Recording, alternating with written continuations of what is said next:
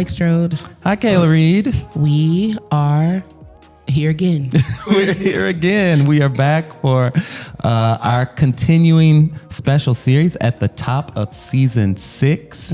We're back on Under the Arch. This is still a podcast where we explore the issues facing our communities and the people fighting to transform them. Yeah, and we just have the same updates. So the first few episodes of season 6 will be one-on-one interviews with the candidates running for mayor of the city of St. Louis. They're asking for your vote, so we're asking them a lot of questions. And we're doing that this year, which is a little different than our history. Our history has been holding debates, both since 2016 in person, and then during the pandemic we did them virtually. And we've engaged thousands of folks in this process, and this year we wanted to do it a little differently, to have sort of these deep dive interviews where we're one-on-one with the candidates, on their records, on their positions, on issues that matter to us. And so that's why we are on camera and here with the people. Yeah.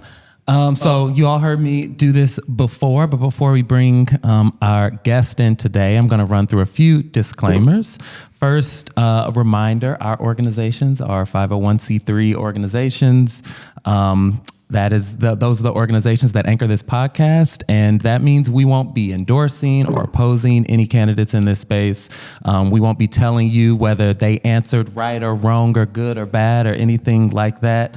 Our goal is to provide information to our listeners so that they can make an informed decision. Secondly, to help us do that, we're using the same structure for all of these conversations. So that starts with some introductory background and then some questions about their specific platforms and histories. Then a look at any particular critiques that have surfaced in the news, and we give people a chance to respond to one or two of those.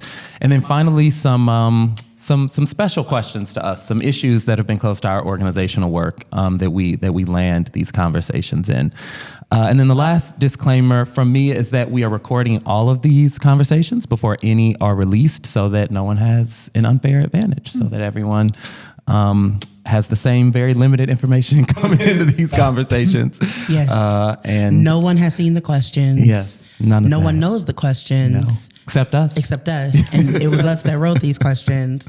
But yeah, so that's great. That is helpful to know. This is an education campaign. That's the whole point of the podcast. So let's bring in our guests. Today we are having a one-on-one conversation with Alderwoman Cara Spencer, candidate for mayor. Welcome to Under the Arch. Kayla, thanks for having me, Blake. Good to see you guys. Yeah, and I knew the address, and that was about it. So it's good. I'm looking forward to finding out more. I did. It said show up and be prepared. So just want to start off with, this is your first time on our podcast. So letting our listeners know, our viewers know, who are you? Well, first of all, this is a beautiful space. I'm excited to be here. Tucked away here in the city of St. Louis. I'm a lifelong St. Louis resident. So I was born here in South St. Louis. I actually grew up in large part in unincorporated St. Louis County. My folks moved out not because of the schools or because their gas bills were too high in the old house that they had down in South St. Louis. And I moved back to the city after going to college. I'm actually the first in my family to go to college. I went to a state school in upstate Missouri. Truman State University. Got a Pell Grant to do that, and studied mathematics, came back and was working in the field of mathematics, and never took a poli-sci class, never had any real interest in politics, ran for office for the first time in 2015 for a host of reasons, one of which was I had bought my house in a neighborhood that I really thought was up and coming, and found out that it had a lot of challenges. And I really felt like the leadership that had been in office there wasn't representing the interests of our community. And so I ran for office, won, and then have been serving on the Board of Aldermen ever since. I really thought I would go back to the private sector after just a couple of years of doing some things. I wanted to open up the Marquette pool. I wanted to clean up, get rid of the liquor moratorium, clean up the LRA process in Gravely Park, Dutchtown. I did those things and found that I really enjoyed public service. They say it's a thankless job. I get thanks almost every day for little things, just little things, getting a dumpster replaced. And honestly, it's so gratifying that it's just kind of pulled me back in year after year, and I love it. So that's great. Kind of my nut. So I forgot to mention the most important part of my life as being a mom. And so I have a son who's 13. His name is CY, and he's my Valentine. Yeah, he's my. Yeah, well, at least you have one. I do. Well, not everyone has one. Kayla, you said you had lots. I have a birthday. And I have friends, but my birthday is the day before Valentine's Day, so which is coming up as we're recording this. So it never mattered, but it matters because everything's red, and that's the only thing you can buy. It's just a season. It's a season. And it's like my birthday, and for the people with the dual days, the Christmas babies, the Valentine's babies, the July 4th babies. I'm sorry, the owners. I know you feel my pain. We want different things. Well, Kayla, my birthday is September 11th, so I got a whole different kind. Situation going on there. But yeah. Okay. This conversation's taking many turns. Okay, so to bring us back, so why do you want to be mayor of the city of St. Louis? Yeah, I think about city government, the philosophy I kind of approach to what the purpose of city government is really, and I think it's really comes down to making the city a place people want to be. I believe that a municipal government is at its fundamental core a service delivery operation. You're there to really provide a base level of public service to be in service of the community. And I don't think we're doing what we can do, what we should do to be the baseline public service delivery entity that a city should be. And so while it may not be the sexiest thing on the planet, I am very interested in making the system work better across the board. Things like delivering potholes, picking up the trash, the sort of day-to-day things that make people's lives better. And so I'm really focused on the logistics of city government. I think that's part and parcel with my background in mathematics. But I love making systems more efficient. I think there's a lot of room to grow here in the city of St. Louis just to be a better functioning city. Great. All right. Well, let's you've known us for a decade now in your role, so we have done our research. You come prepared. And so we've generated some questions that are really based off your agenda and platform mainly from your website, which you can plug. There are 8 elements on your platform on your website: transparency, safer communities, investing in education, a thriving business environment, basic city services, an overhaul of the City Justice Center, caring for our unhoused population, and revitalizing downtown. We only have an hour, so we're not going to be able to cover all of that. But we do want to drill down on like a few things that we think are important and are shared across some of the candidates running. So true to form for our organizations, we're going to start with safer communities and public safety. On your website, you specify 4 elements of this. So fully staffing first responders, leveraging technology to deter crime, and improving emergency response times in 911, and holding property owners accountable. How are you differentiating yourself from your opponents in your plan for public safety? Yeah, I think, the last piece really, holding building owners accountable, getting serious about the slumlords in our city. I've got a track record. I was the first city elected official to come out against Paul McKee, removing a building code violation exemption that he had written in our city code that allowed him to let properties deteriorate for decades without any cost to himself or his businesses.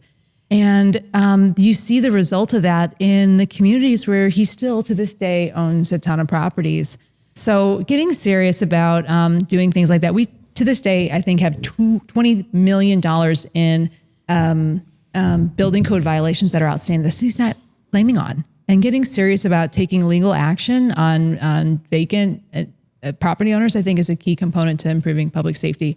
But going through all those points, I mean, I think, when I looked at what we were doing at the Board of Aldermen this last week, giving raises to our police department and our fire department and some of our many of our city workers, we had those entities coming down and not being happy with the result because they didn't feel part of the process. We have a city police department that's fighting for the state to take control of our police department.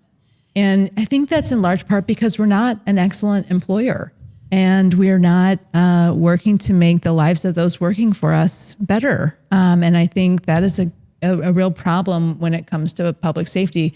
We're working to rebuild the system. We've had some real issues in our police department, as evidenced by the major lawsuit the city just lost this last week to Mansour Balbay and his family. I think sometimes supporting the police looks like a counterintuitive approach in calling out the police. When things arise, like the situation on South Broadway, where we had a police officer to drive a vehicle into a building and then arrest the building owners. We failed to really call out what this really felt like to the community, how this was read to the community. And I think that really frustrated a lot of our police officers, to come out and say that, it's difficult to drive an SUV was really insulting to the folks that we rely on when things are not safe. And we do need somebody to come and answer to very violent situations that occur far too often in our city.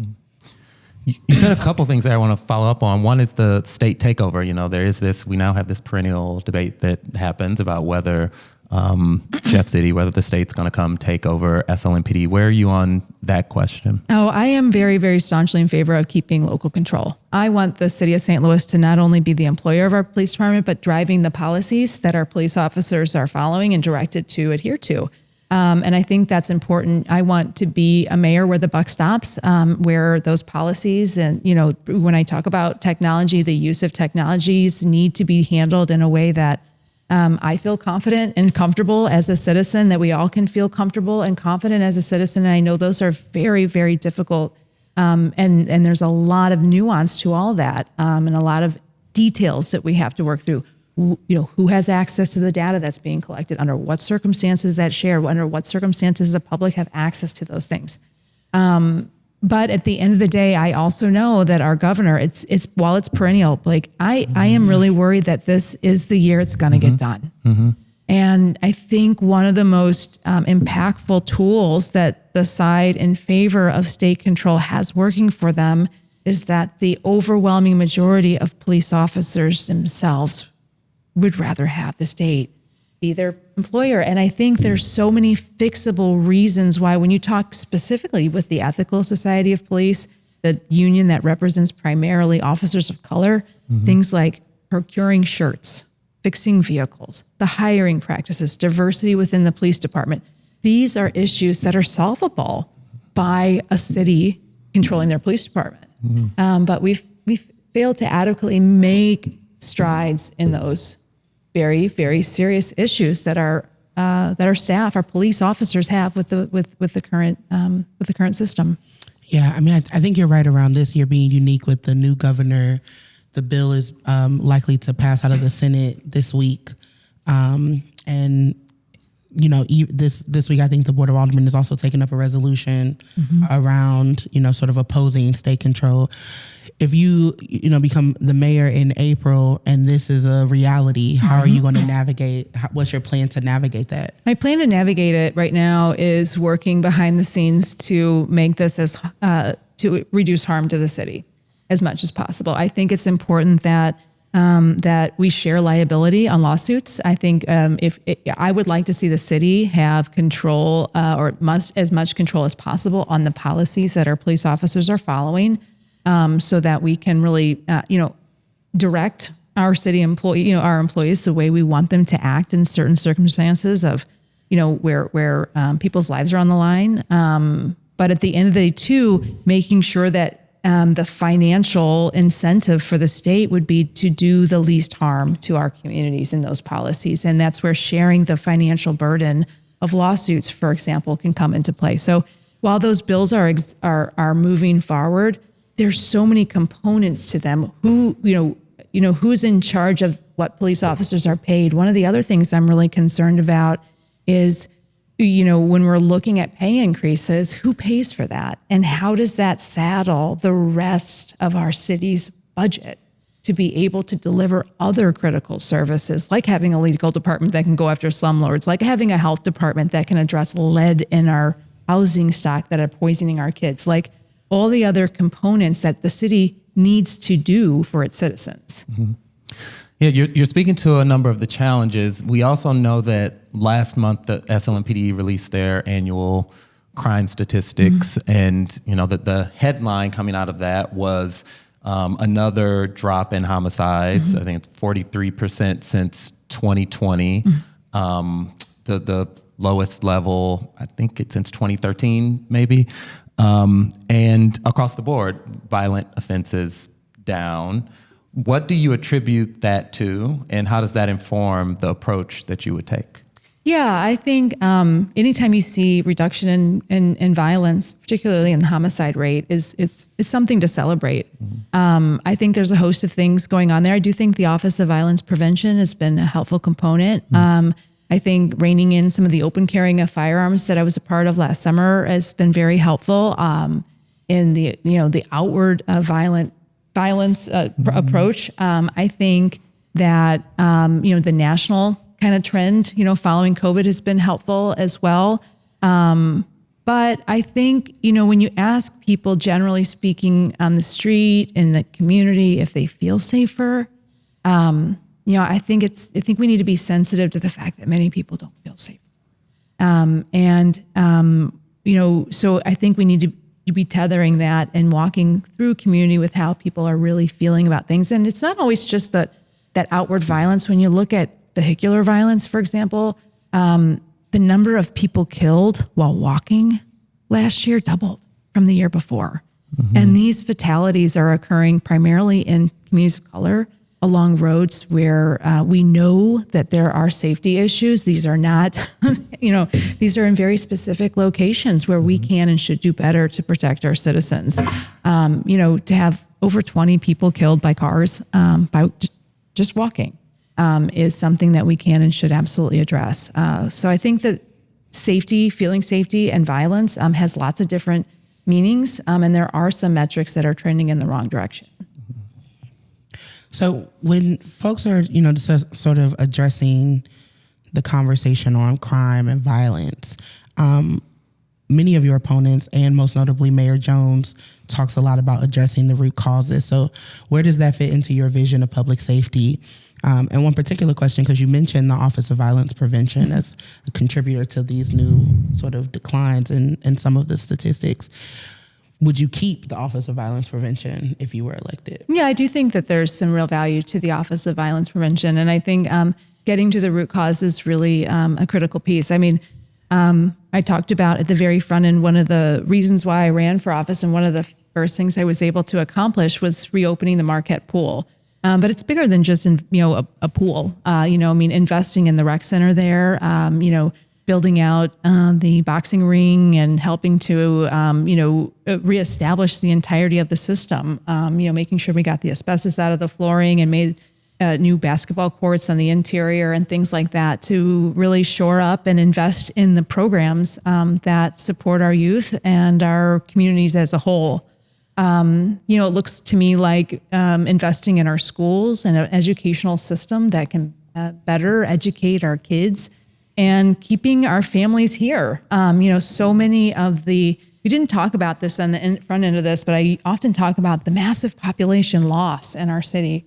I think that's one of the real grades for a community, how well we're doing. And population loss in the city is absolutely nothing new. I mean, this has been going on the entire time I've been on the planet. But the speed at which people are leaving and the concentrated area from which they're leaving is new. We are losing population in the city of St. Louis faster than almost anywhere in the United States. And that is new. And to see it coming out almost exclusively out of North St. Louis, one particular geographical component of our city, is very sobering and really points to a lot of work that needs to be done and isn't being done. Okay, we're going to shift topics and talk a little bit about your commitment to investing in education. So, as you know, the St. Louis Public School District is separate from, a separate entity governed by its own elected Board of Education. But the description, the one-sentence description you give on your platform says this, quote, "By fostering collaboration among public, charter, and private schools, addressing unmet educational needs, and planning for the future, St. Louis can provide better opportunities for all its children," end quote. So I'm going to ask this as a two-part question. One, can you just expand on that? Can you expand on what that means? And two, just because of the references to those institutions, do you support making public funds available to support charter and or private schools? It's a good question. And I think we're coming at this at an awkward time because our website is getting updated as we speak with all these things. We were kind of going back and forth on some of the so you may be able to tune in, or certainly I think your viewers and your listeners would be able to see something different by the time this goes live. But on education, I think as you mentioned, the St. Louis Public School District, while the boundaries are the same as the city, the city itself doesn't have any real authority other than giving tax incentives. That's one authority addressing their budget that the city really has over schools. I come at this as a St. Louis public school parent. My son is a student in SLPS, so I have a slight bias in that direction, but I also just fundamentally believe that a city, a municipality should be focused on the public education component. And while charters are part of that, and they do use public dollars, they are governed outside of the St. Louis public school system, just like private schools are. And they are absolutely viable, valid school choices for families, and many families do choose those. In fact, my son was a student at a private school that turned into a private charter school, so I've been through all of that. But I do think it's important that we focus on those public schools. So taking a step back, what does that look like? To me, recognizing that the city doesn't and the mayor doesn't have direct authority, and I'm not arguing that the mayor should.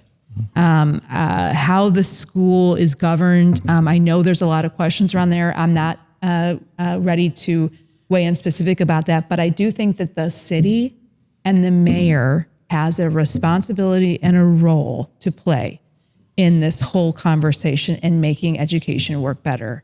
And to me, if I'm elected, what that looks like is having somebody in my office, not just a family specialist, but somebody specifically and exclusively dedicated to the educational system of of under 12 and below. And that looks like attending and being present and part of the governing process of SLPS, so that when we have issues like a lack of busing on the first day, the mayor's office has a role to play in problem solving. And the same is true with the budget and other issues. I hate saying this, but we are going to have some very difficult conversations as a broader community about schools and the population as it relates to population loss in SLPS in the near future. Because when I look at the number of schools that are at half or below capacity, the cost associated with that, the building maintenance, the HVAC, the leadership in these schools, the result of which is that we are not spending as much money as we can and we should in the actual education of our kids. And this isn't a pleasant or an optimal conversation to be having, but it is something we have to walk through very, very mindfully. And I think it's going to take some politically treacherous wading through to get to. But I think it's the right thing to do. And you're speaking specifically around like school closure. I think we need to be thinking about that and talking about that when we're looking at mass population losses. And if we as a community decide that, look, it's in our best interest to have 8 third graders in this school, that's a conversation we all need to have with our eyes wide open and figuring out what it looks like to best educate our kids. I'm not saying I know the solution, Kayla. I don't. But I do know that what we're doing right now is not optimal. Yeah. So one thing that has been a question for the mayor and the Board of Aldermen in recent years pertains to subsidizing early childhood education. So we all watched, and we had this conversation in every candidate interview. The Friday that the Board of Aldermen took up the board bill about the RAM settlement allocations. And so, just plainly, do you support using city resources to expand and subsidize early childhood education in the city? Well, our St. Louis Public School District has some very, very high quality early education offerings that I think we overlook as a community because St. Louis Public maybe doesn't have it isn't for everyone. But I think that's a mistake on our end. What I really caution us about is putting forward solutions that check boxes and don't fully account for all kids in our community. And that's where I think having a having a broader approach that makes sure that what we're doing can impact everybody equally is what I was seeing as a problem with the particulars of the proposal with the RAM settlement funds. Not only was that a finite amount of money, it really wasn't able to address that equally across the city.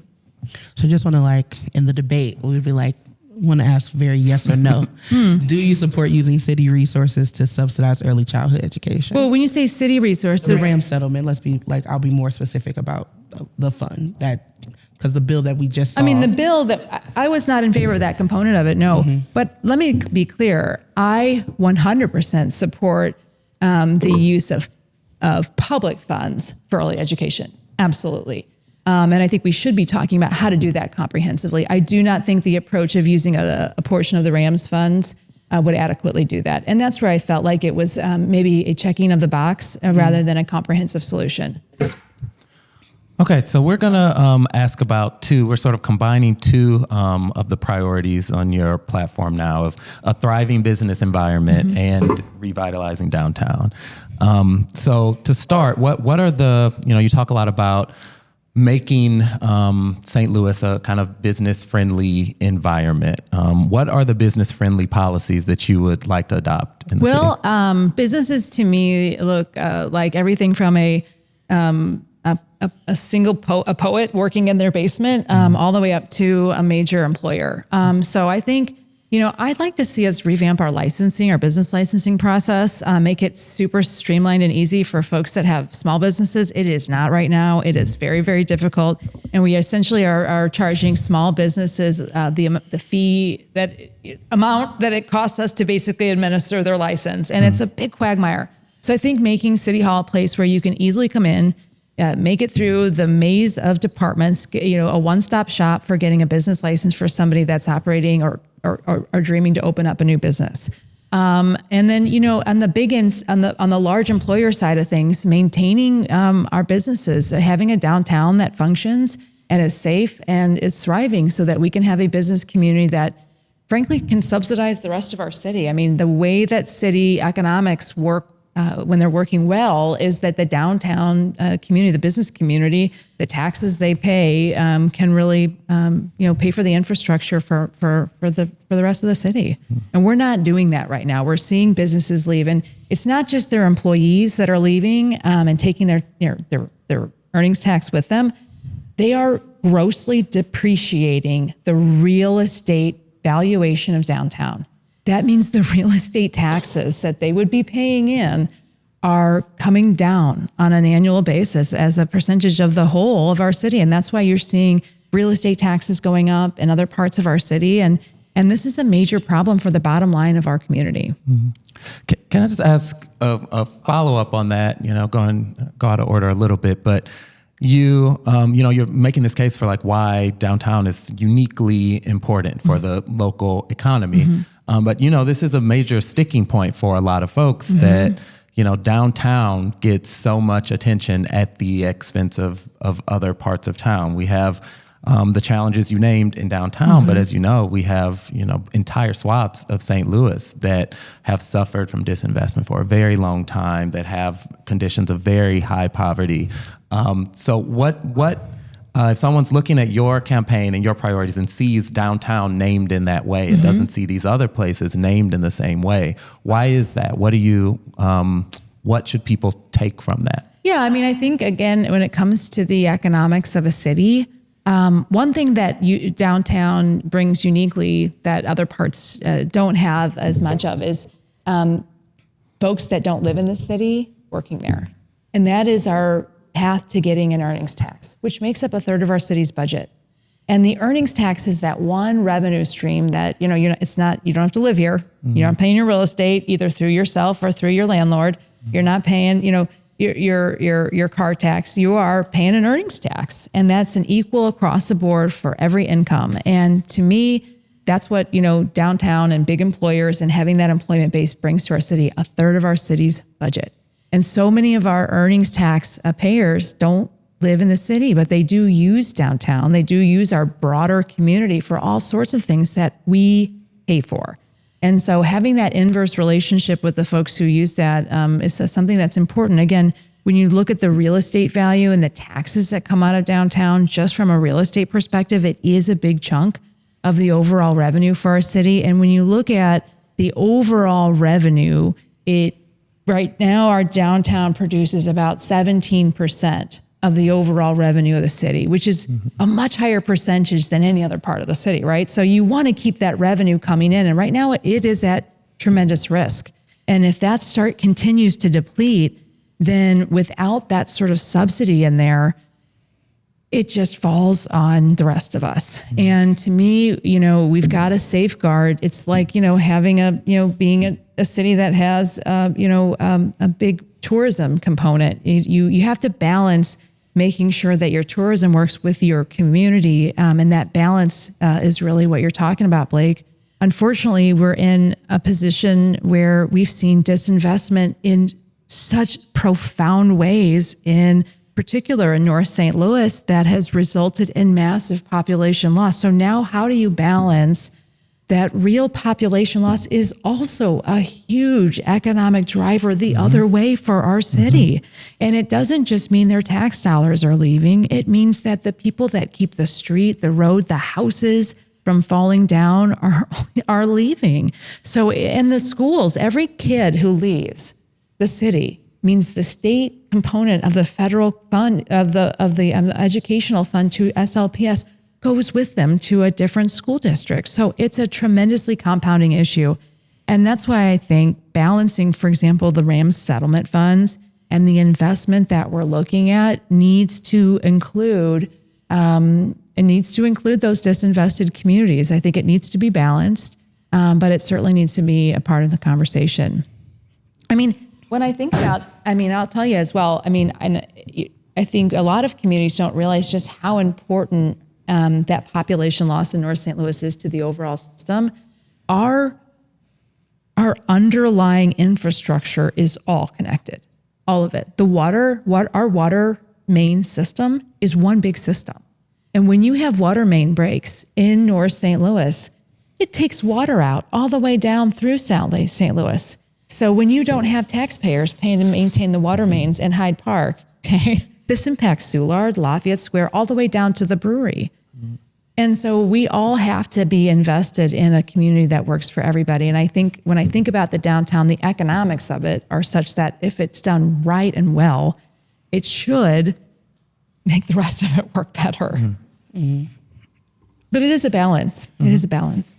Yeah. On the sort of business-friendly policy, I want to ask this because in January you were quoted in an article where you came out against the changes to the liquor licensing process, which some would call a business-friendly policy, especially in places like downtown where we've specifically seen business owners of color have a hard time getting their liquor licenses to open up. So you even suggested that some of those changes were connected to some of the incidents of violence that happened in the last year. So what do you say to those business owners, especially the owners of color, who feel like those changes are important to a thriving downtown as far as like cultural investment? Yeah, downtown and throughout. I get my biggest source of contention with the liquor licensing is that we weren't doing enough on the back end to hold problematic liquor license holders accountable, as you kind of mentioned. But this isn't just, I was pointing to really a couple of instances on Cherokee Street where the business community, the broader community was begging the city to take action on a problematic liquor license holder. And it was really holding hostage that community. And, of course, and we've seen some very high profile issues downtown as well. But the reality is, I think that we've got to do our part to hold accountable those folks that are perpetuating violence in the surrounding communities. Right now, our excise division, I think, has 4 employees. So there really isn't that enforcement mechanism. I do think that making it easier to do business, to open up any kind of business, whether it's a massage parlor, or a beauty salon or any number of things, needs to be clear and easy to do. But On the back end, we've got to protect communities when they say, when we let businesses come in that can result in violence.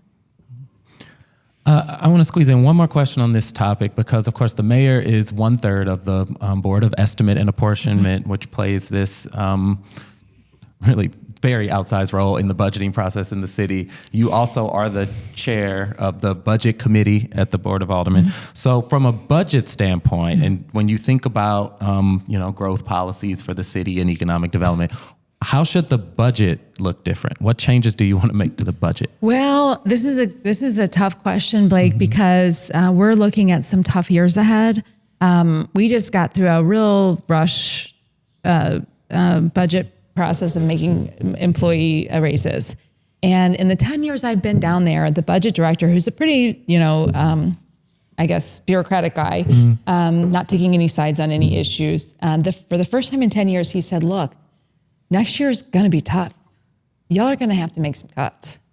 Part of it is the raises that we gave, but part of it is just recognizing that with the lawsuit we lost with regards to the earnings tax, the city had projected a $26 million set of rebates. By the beginning of this year, we had already given back $42 million. We have some very head-spinning things coming out of this new federal administration, clawing back all kinds of money, especially for cities like ours. I'm really worried about the $17 million a year we get for homeless services, the massive influx we get to CDA and other agencies for housing development and affordable housing and the housing in general, the public housing funding that we do get. So if we start to lose some of that, not to mention that the ARPA funds that we received really has gone into the health department, has gone into so many city departments that at the end of 2026, when that's gone, we're going to be sitting without those funds. So how the budget looks in the coming years, I think in large part it's going to depend on where the federal government lands in all these cuts. You probably saw this week that the federal government's offering buyouts to NGA employees, which is a major employer that's scheduled to move to North St. Louis, over 3,000 jobs. And that earnings tax of those could go right out the window as people choose those furloughs. So Blake, I can't answer that right now, not knowing what the future holds, but I am walking through this with eyes wide open and trying to figure out again how to do the least harm to our city and protect the budget. Okay, so the last two platform priorities we want to ask about are basic city services and transparency. On the city services front, you basically boil down the roads and refuse as trash and recycling, which I think get broad buy-in as priorities in St. Louis, like every 4 years. When we look at all of the platforms and in conversations we've had thus far, it appears that all the candidates are saying some combination of three things: staffing up these departments, improving efficiency, and modernizing the processes. So the question that we want to ask is is there something new to your approach to this problem that would actually help accomplish these goals? I think so, yeah. I mean, if you look at my my policy piece on that, I talk about some policies that we can change right off the bat. When we talk about what people complain about, potholes is number one. I mean, the potholes are just so bad. And the policy the city has been implementing for the last, I think, decade has been to allow our utility companies, when they dig up our streets, to pay the city to pave it back for them. This is unique to the city of St. Louis. You go out to Clayton, you go out anywhere else where Ameren and Spire serve, and they repave the streets themselves.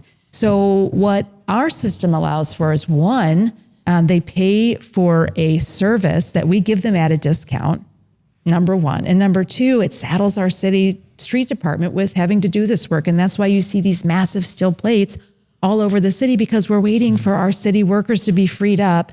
We already know that they're short-staffed. We already know we don't have enough. So in that policy, tell the utility companies, you pave it, just like you do in Clayton, just like you do in Brentwood, and we can start to free up our workers to do the basic maintenance stuff of filling potholes. Not just that, but requiring them to coordinate. That's going to require some work on our end to sit down with Spire and Ameren and MSD and have a 5 to 10-year plan for investing in our underlying utility infrastructure.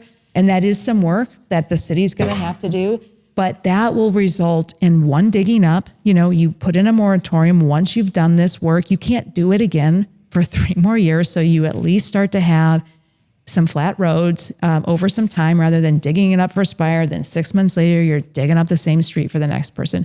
So those are some no-brainer right off the bat policies that I think will make our current system function better and be able to deliver more services. On the refuse side of things, I hate saying this, but at the end of the day, we are not recycling the vast majority of waste that goes into our dumpsters.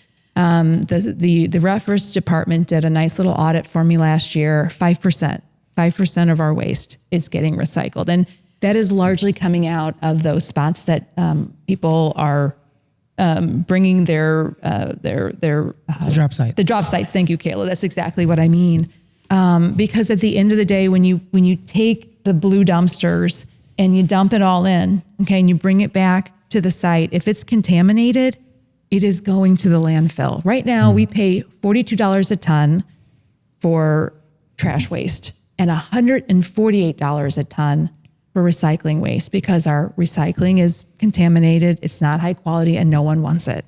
So my point is that, sending refuse workers down alleys twice is just, it's not effective. It's not getting us anywhere. And I think ending that sort of farce anyway, it's not going anywhere, allowing our refuse workers to just make one pass. It allows them to do their job more honestly with the public, more efficiently. And I think it'll get us to a point where we can do it better, more reliably, and we're not going to have that garbage piling up because we're trying to make two passes down neighborhoods.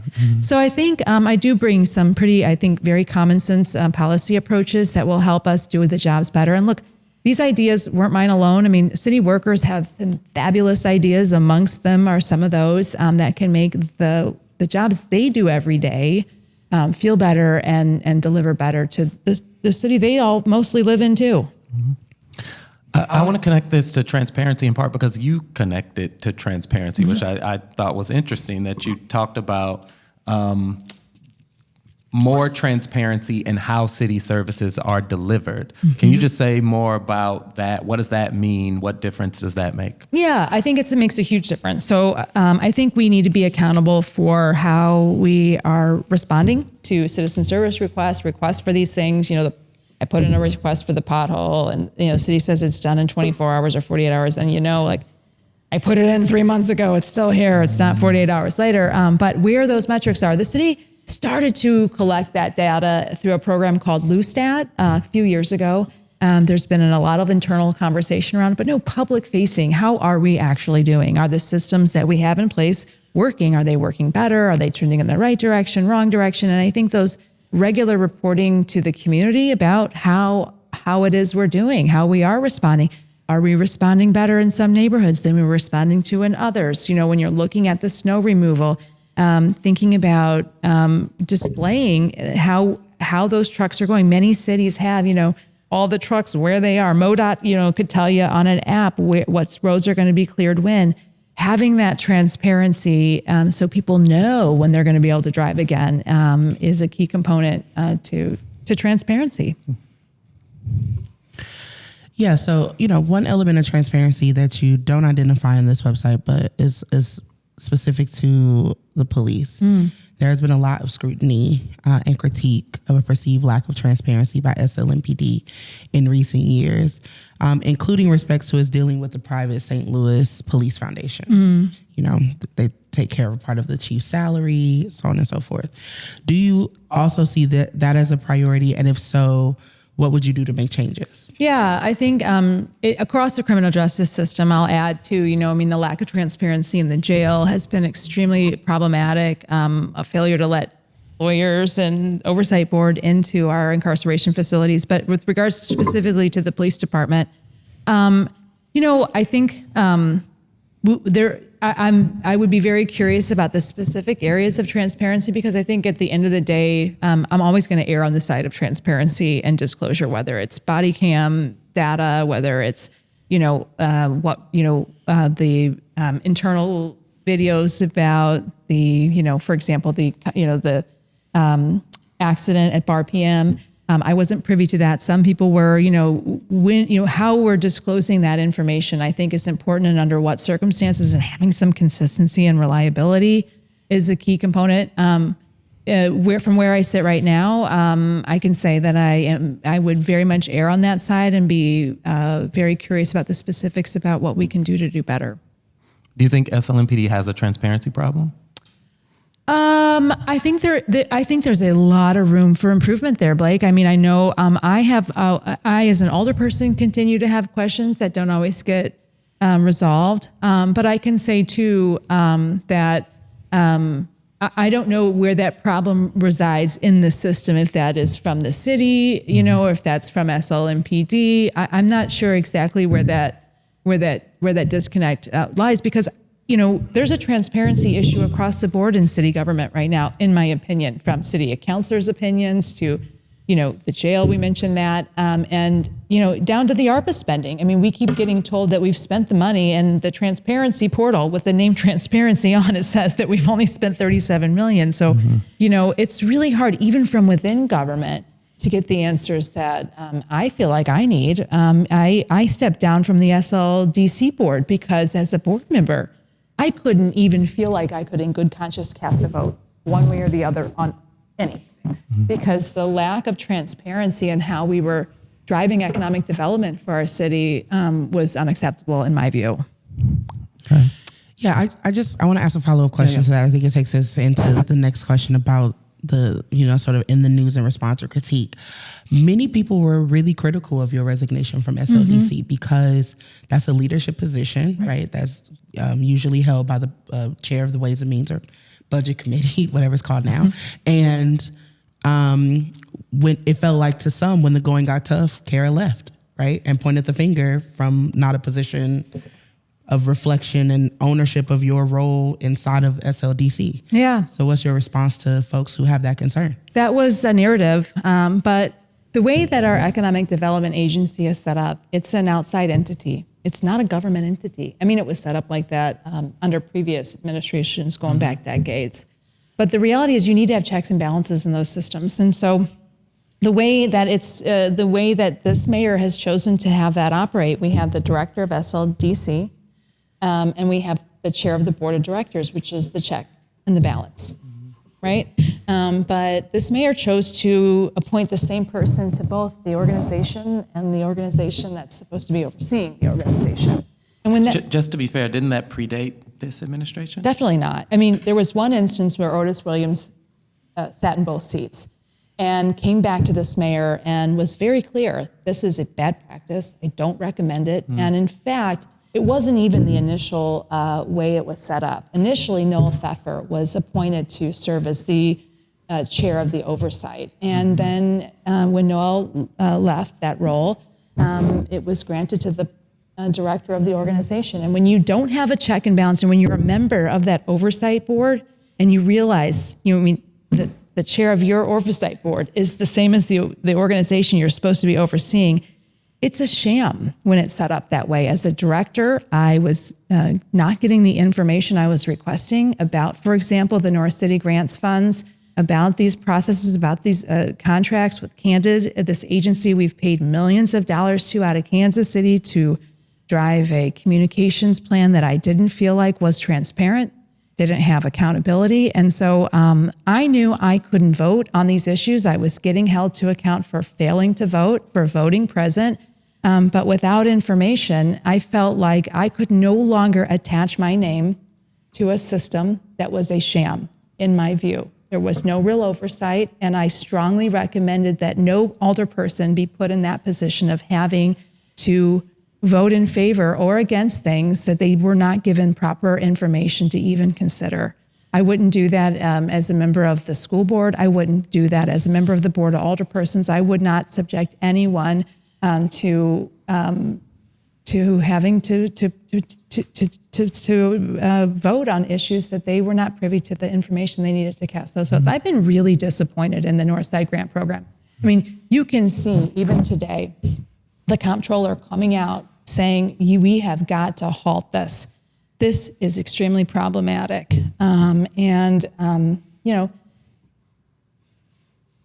As board members, we were asked to vote on those things, and you don't know, and you're not given the information about the consultants and all the components here. And it's clear to me that the checks and balances were not in place to make sure that was done right or done well.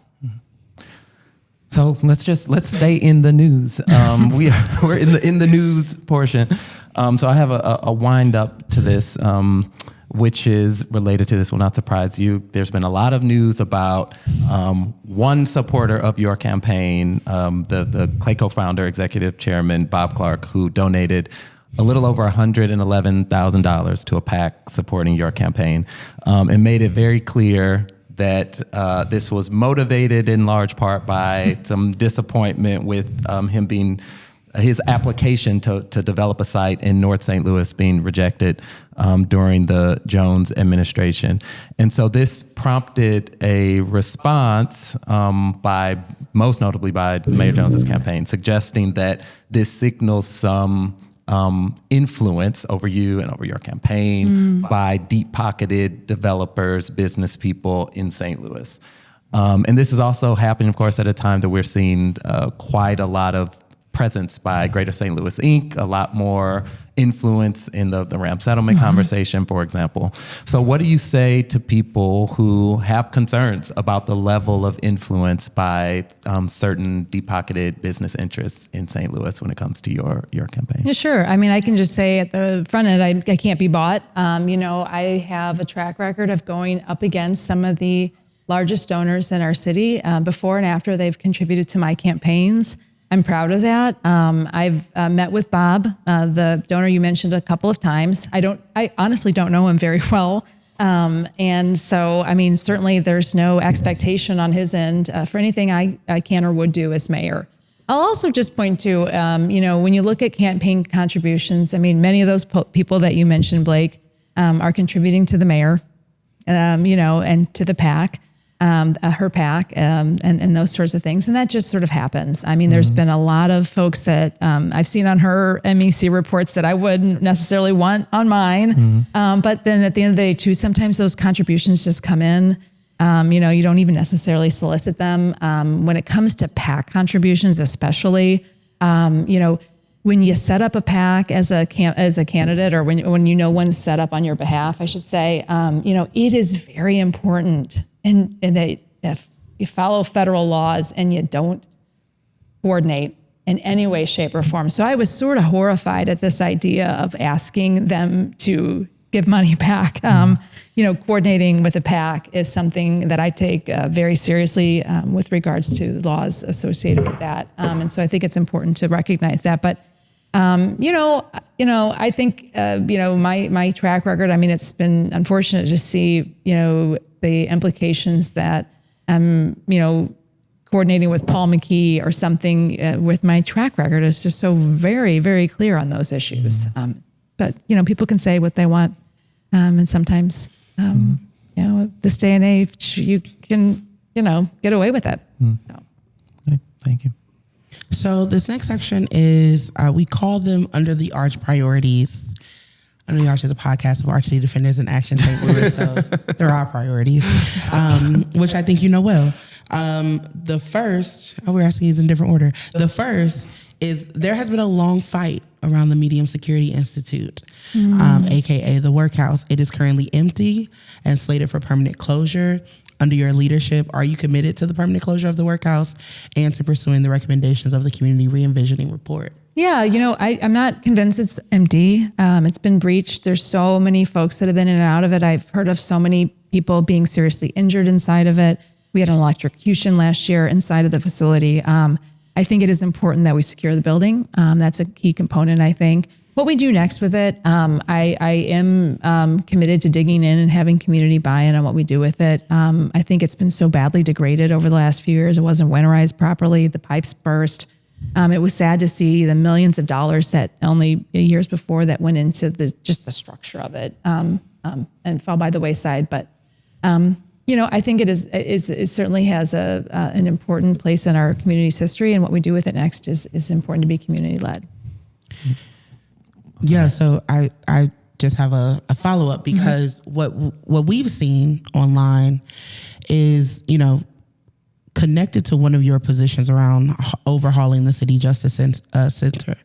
But in a couple recent forums and interviews, you've been quoted as attributing the problems of the CJC to closing the workhouse. I think in this case, the problems of the workhouse and closing them, unfortunately led to worse conditions in the CJC. So the solution ended up being in large part worse than the problem, or at least akin to it. The resulting conditions at the CJC certainly are not something that I'm proud of as a result of closing the workhouse.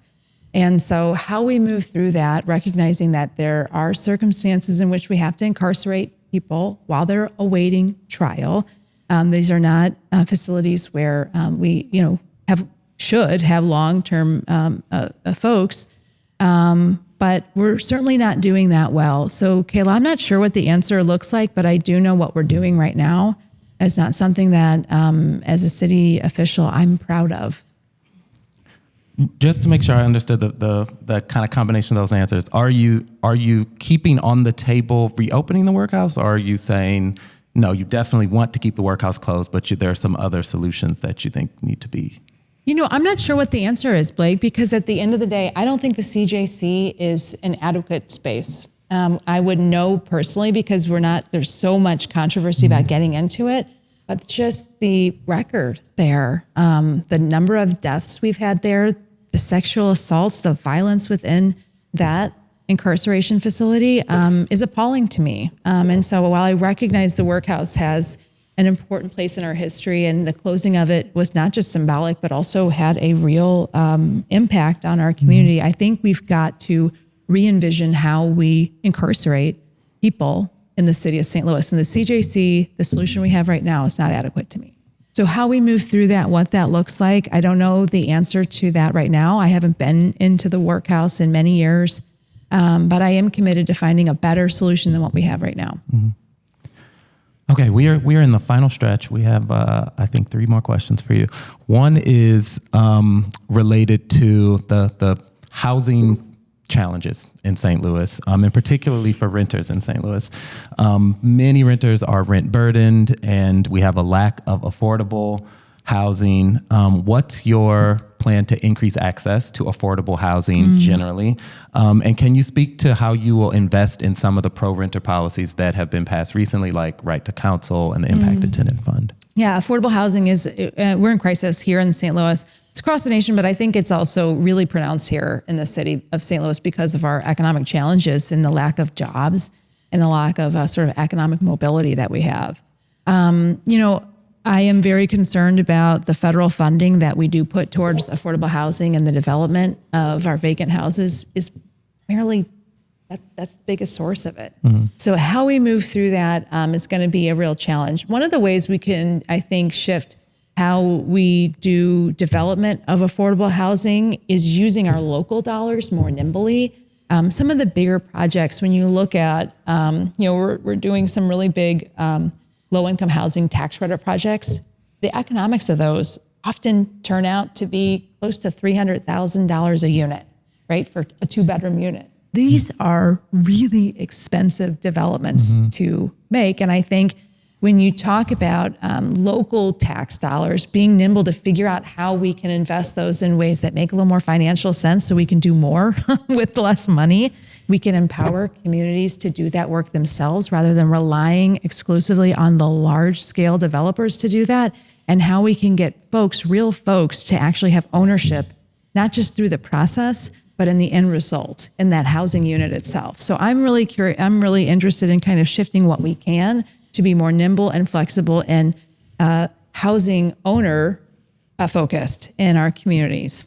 Starting with some of our city workers and expanding those programs of putting down payments, especially for our lower tier employees. What about those specific pro-renter policies? I want to make sure I give you a chance to respond to that. Yeah. Coming down on slumlords, it is a really important piece. So I think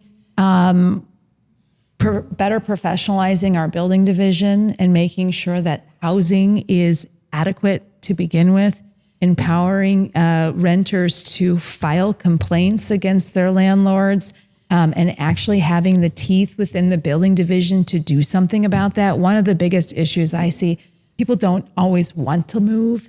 They just want their housing to be made safe.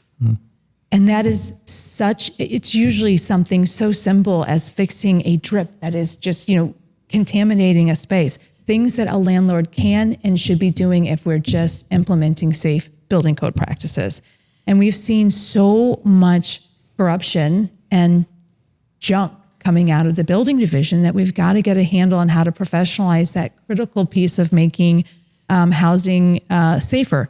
To your specific question about the landlord tenant funds, I want to make sure that those are going in and protecting renters in that relationship. I know we've just got sort of a pilot program going through that, but I think it could be very, very helpful, especially if we can target some of the more problematic landlords and changing not just those one housing units, but how they interface with housing in a general sense in the city. Because some of these folks, I'll say many of them are landlords that are prolific in our city. So it's not just about fixing that one housing unit, it's about addressing their system of oppressing of tenants. Oh, I was going to tell you to ask the next one. So I guess. Sure. Well, this is very related. So there's homeownership, there's renting, and then there are lots of folks who are unhoused and live in a very precarious situation. So on that issue of homelessness, we have had challenges with the sort of provision of services for many years. Do you support an unhoused Bill of Rights that would prevent the disbanding of encampments without alternative shelter arrangements? And how would you change our approach on that issue, if at all? And I just realized I'm over my time. I had an appointment. So if you, I'm not going to leave any question, but I'm just going to be shorter in my answer so we get through. That's great. I don't want to cut anything short, and I know I've been long-winded, and so this is the issue. So I'm sorry, Blake. The question is specifically. So yeah, I'll just restate it. So do you support an unhoused Bill of Rights that would make it harder to disband homeless encampments? And how would you change our approach on the issue of homelessness, if at all? Well, let's talk about the approach. Specifically, we just came through a big winter storm and everyone's talking about the streets. I was talking about the streets. Everybody was focused on that. But at the end of the day, we did almost nothing as a city to address the most vulnerable residents. When the snow was coming down, the city was announcing where people could go that next day, which was a Sunday, to stay alive. And the overwhelming majority of places were libraries. They were all closed. They also had said, we are going to be closed because of inclement weather. We have been relying on libraries and other systems where we were putting up roadblocks to even getting a warming bus out there. And at the end of the day, the reason why people were able to live through that night was because a pop-up shelter opened up another 100 beds in the midst of the storm. So a lack of planning is apparent and is appalling. I think we need to change the system to be prepared and to be nimble for inclement weather and to be life-saving as a priority. Life-saving needs to be a priority. With regards to a tenant bill of rights, I do think there's got to be some... Unhoused Bill of Rights. What did I say? I'm sorry. Yeah. Yes, I'm sorry. I just misspoke. There does need to be some provisions there. I think it needs to be a balanced approach, and I think it needs to include communities. I do want to see parks and residential areas protected from having to deal with defecation and other public health issues. And I think I'm leaning into neighborhoods like Soulard, who are working with you probably saw Peter and Paul left, and there's a new organization that's potentially coming in. That community has come to the table having monthly meetings to figure out what that looks like, how to make it work for the community and for the provider. And I'm really hopeful. It looks like, making sure that there's a place to use the bathroom during the day. Making sure that, there are some provisions in place that protect homeowners, if you will, and families with kids and things like that we're really dealing with some real public health issues. I mentioned defecation, but those are real serious issues, but wanting to find a solution. So I think when we make it about us together instead of the housed versus unhoused, we'll be in a better place. Yeah. Our last question, I'll just ask the question and you can answer both. It's about the Reparations Commission. We went through an 18-month community engagement process. We released a report with recommendations. Have you read the report? I have read the report. Do you have any plans around the report? Yeah, I think, I've been, especially with Dr. Will Ross, have met with him talking about the real plan for investing in North St. Louis, a real plan with actionable 6-month, 1 year, 5-year accountable actions, I think is a key component. Not just a plan that looks like a geographical thing, but an actual itemable, reportable set of things that we should be doing as far as investment is concerned. And I'm hopeful that we can find some paths to doing some of that work. Cool. The last question is is there anything you want to say to the people on our episode before you go? Yeah, I mean, what I would say is vote. I mean, this is really the most important piece here. We have such low voter turnout in the city. And no matter where you live in the community, whether you feel excited about one of us or not, cast a vote. You can cast a vote for nobody, but make sure that your government knows that at the end of the day, you're paying attention and you care enough to go exercise your right, because at the end of the day, politicians pay attention to who's voting where, and it makes a big difference, I think. So, getting engaged, asking tough questions, and being willing to be directive and constructive in building solutions, whether you agree with who's in the office or not, whether it's your alderperson, the mayor, but working towards solutions, I think, is how we're going to get a better city at the end of it. And don't move. Don't move. All right. Alderwoman Cara Spencer, thank you so much for being here. Good luck on the campaign trail. Okay, well, that was another one. Yes. We just wrapped up our conversation with Alderwoman Cara Spencer. And, I think we're learning real answers to these questions as we go through this process. I'm excited for the voters to, hear this, share this, amplify this. This is less about our platform as Under the Arch and more about creating content that can be used down the line to hold whoever is the next mayor accountable to what they said in this chair. So super, super grateful that the candidates made time. And you see that their calendars are packed, getting around the city, talking to folks. Yeah. But yeah, super, super excited to bring more of this to our listeners. Yeah, really grateful for another informative conversation. Hopefully, all of you out there in podcast land or YouTube land or wherever you're listening or viewing found that informative. Do need to share one update. We said at the outset of this that we were going to have all 4 mayoral candidates. We did invite all 4 mayoral candidates. They all agreed. Unfortunately, we had an issue with getting our conversation recorded with Andrew Jones. Things happened. There was a scheduling issue. Something got lost in email. So he was very nice, very apologetic about the mix-up, but unfortunately, we're not going to be able to have him on the podcast for this series. So I do just want to tell folks that you can, if you want to learn more about Andrew Jones and his campaign, you can go to andrewjonesformayor.com. And he also has a platform up there and information about him if you want to learn more. Yeah. And just as a reminder, the election is March 4th. It is a Tuesday. Polls open at 6 a.m. They close at 7 p.m. And March 4th is a approval voting system. So you can go into the polls, get your ballot, and you can approve as many candidates for mayor or alderperson or comptroller as you want to see move into the runoff. So the top 2 vote getters, if you like me and Blake for mayor, you approve us both. Right in.